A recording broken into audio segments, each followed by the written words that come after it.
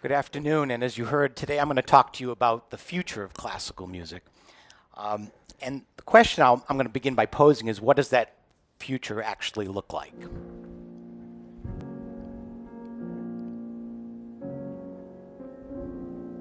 Sounds serious. Yeah, ominous. The other question I ask is, what do we even mean by classical music? Because in many ways, it's actually a misnomer to use that term. It refers to a period in music history, but we also use it kind of generically to describe what we consider to be kind of high art music, for lack of a better term.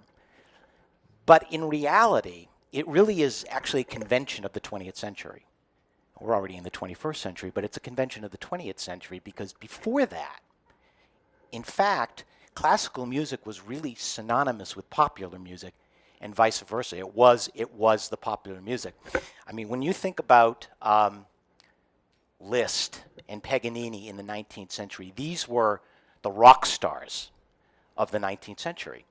And Mozart's Magic Flute was actually written for the people. It was written as a reaction to the aristocracy, written for the people. And so, it's really in the 20th century where we really see this bifurcation between classical, again, concert music, and popular music.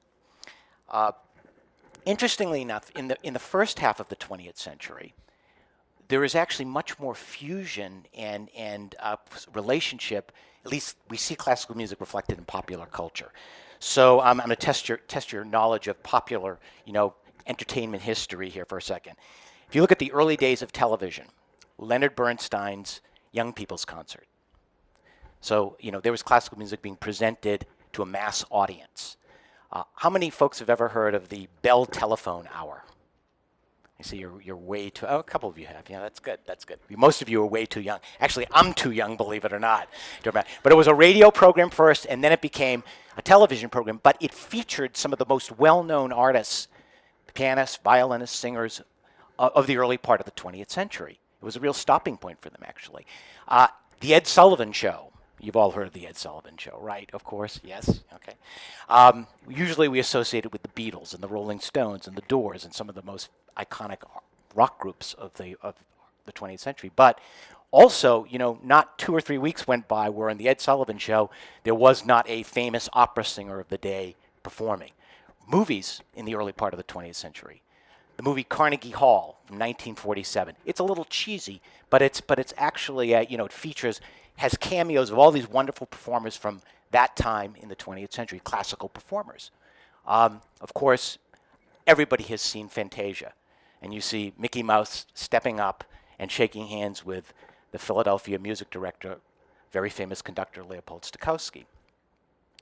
And so for quite some time earlier in the 20th century, it actually seemed as if classical music was being infused fairly regularly into popular culture.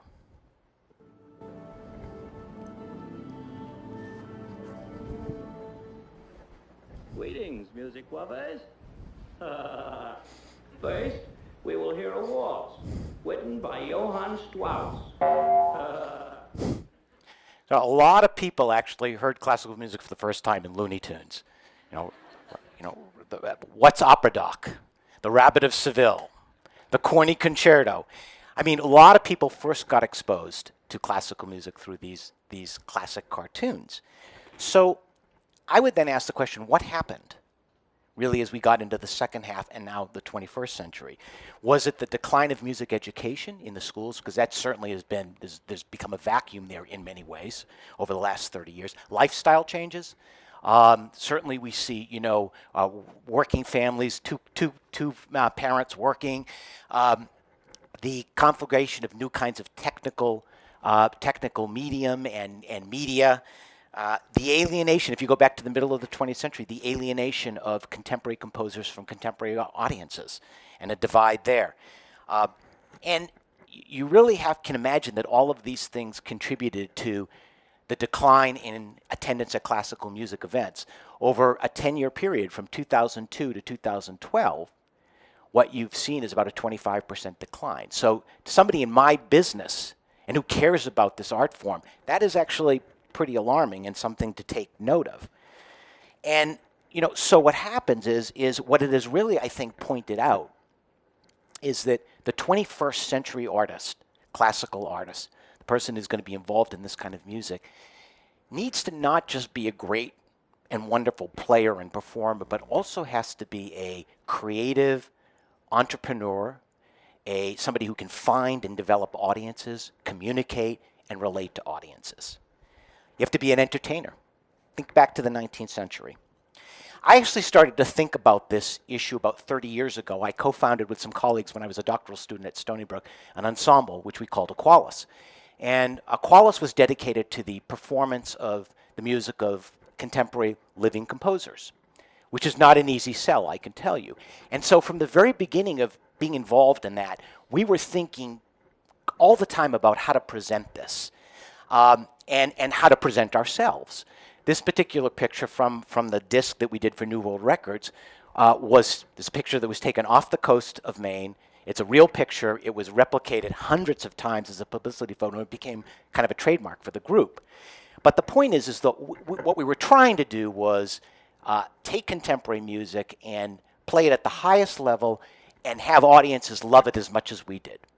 But we knew intuitively that in order to do that, we were going to have to find different ways to connect.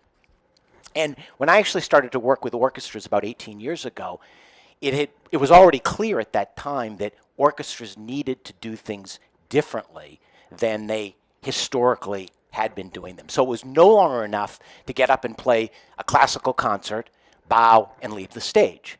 Now orchestras, the ones that are thriving, present all kinds of music. They'll present films with the orchestras playing the score live, video game shows, as I said, popular music. Orchestras that are thriving are deeply engaged in the community, in education, and in developing audiences, in interacting with audiences. And that's probably the most important point, because at the end of the day, people want to connect, and they want to be on the inside. They want to be involved. And I think one of the ironies of all the technology we have is actually it is people wanting to interact.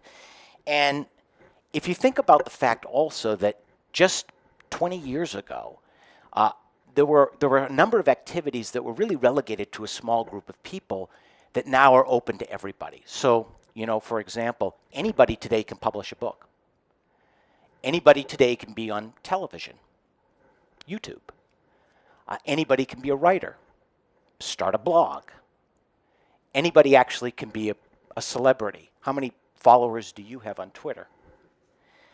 So people want to be involved and they want to be engaged. And for contemporary classical music, I think that what that means is being intimate with performers and being close to the performer and being, in a sense, a participant. And so what we start to see now in our area, in our field, is this proliferation of the kinds of experiences that really define this kind of intimacy. So Poisson Rouge in New York City is kind of nightclub cabaret meets classical music. The YouTube Symphony. YouTube Symphony was a project a couple of years ago where people came together on YouTube, playing an orchestra, and it was actually, they commissioned a piece from a particular composer. Right here in Baltimore, the Baltimore Symphony's Rusty Musicians program. I love this. What happens is amateur musicians come from around the country, and for 1 week, I think it's during the summer, they play side by side with members of the Baltimore Symphony. It's kind of like an orchestra fantasy camp. The New World Symphony's Emotion Meter cell phone experiment. What do you suppose that is? That's the New World Symphony is a training orchestra in Miami for young musicians, and their audiences, they had an experiment where the audiences registered on their cell phones the response to what they were feeling as they heard a particular piece of music. So it's this idea of participation, right? And for institutions like mine, the Peabody Institute, where we are training the next generation of musicians, we really have to own this issue in terms of how we prepare this generation. And I think for Peabody, that means, I call it 4 pillars really. Excellence, because You know, it is the same in this sense as 100 or 200 years ago. To be a great pianist or a great violinist or a great cellist, how you get there hasn't changed. You still have to be diligent, and in fact, the standards are higher than ever, and it's more competitive than ever. And it takes tremendous, not just talent, but work to achieve that very, very high level. But also, we have to think about the holistic communicative artist, educated artist. So the interdisciplinary space, how does music relate to medicine? How does it relate to business? Cognition, music and movement disorder. So when we talk about interdisciplinary, Peabody and Johns Hopkins, there's an enormous opportunity for us to, as an institution, own that space. Innovation. You know, we're talking about how music gets delivered, how you learn music, teaching music. So thinking about that whole delivery system is going to be very, very important. And the last pillar, in many ways, this may be the most important, is community.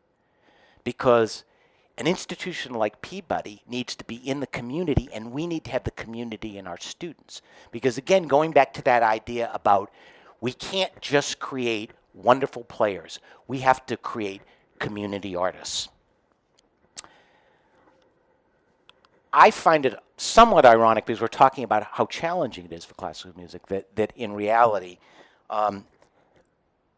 classical artists and classical music is often where people turn to nationally in times of distress and even national trauma. How could you forget that the sight of Yo-Yo Ma playing Bach solo cello at the Ground Zero just after 9/11 and on the 10-year anniversary?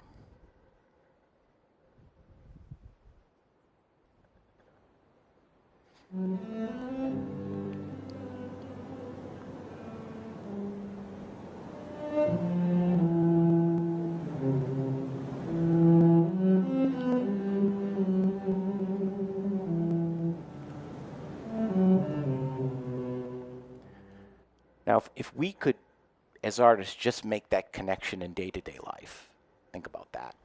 So to me, the exciting thing about all of this is that, you know, we've been talking a lot about the challenges that classical music faces. And in many ways, I would say that it's never been more challenged.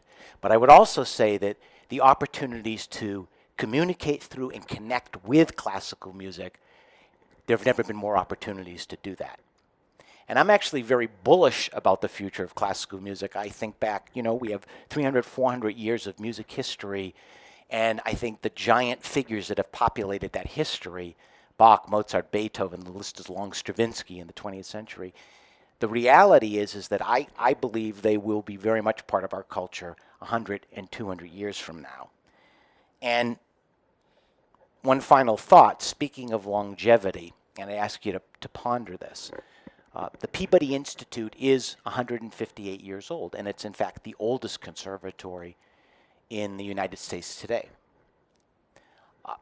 How many commercial or for-profit companies or businesses do you know that could make that claim, or have even been around half that long?